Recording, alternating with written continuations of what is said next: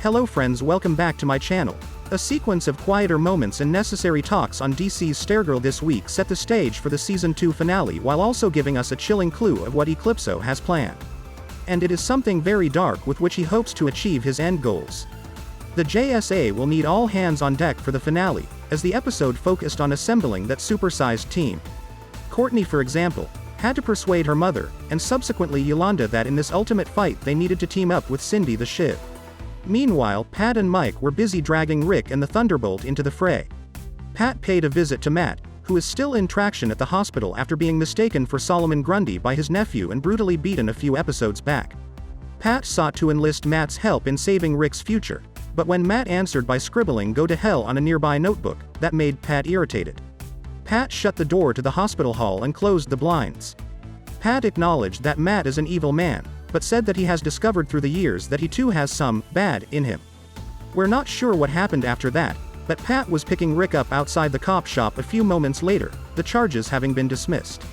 Meanwhile, Mike followed a trail of supersized junk food in an abandoned paperboy's bag to learn that his pal Jakeem had acquired Thunderbolt. The genie, however, is now on an hours-long Chinese food run to China, so Mike kept Jakeem updated on all things JSA while also washing some of the Williams family's dishes in the meanwhile. Courtney met up with Yolanda outside the chapel to inform her that the OG JSA had to murder someone before Eclipso's one-time host, Bruce Gordon, implying that Yolanda was not the first hero to die. Yolanda, on the other hand, did not see it in the same light as Courtney. Instead, her takeaway was that she was the second Wildcat to murder someone, and she vowed never to wear a Wildcat uniform again. Ever. Yolanda came up at courts to declare that she will rejoin the squad for this epic fight, if only to keep Shiv from stabbing them in the back, after finding Cindy in her bedroom and learning that the former ISA trainee was now working with the JSA.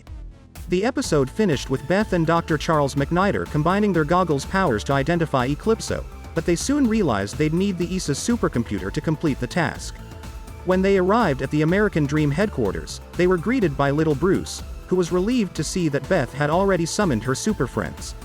After all, Eclipso's cherubic alter ego gloated, he requires all of them to complete his mission. We witness Green Lantern Alan Scott's daughter Jenny continue to experience some really horrible dreams while Beth inquires about the demon's objective. Jenny appears to be seeing visions of a near future in which Yolanda, Cindy, and Pat are all dead and Stargirl is strolling past their lifeless bodies, now with a half-purple Eclipso-like visage.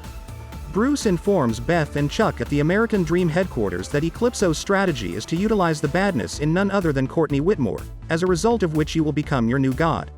Enough for now. Please like this video and subscribe to my channel. See you soon.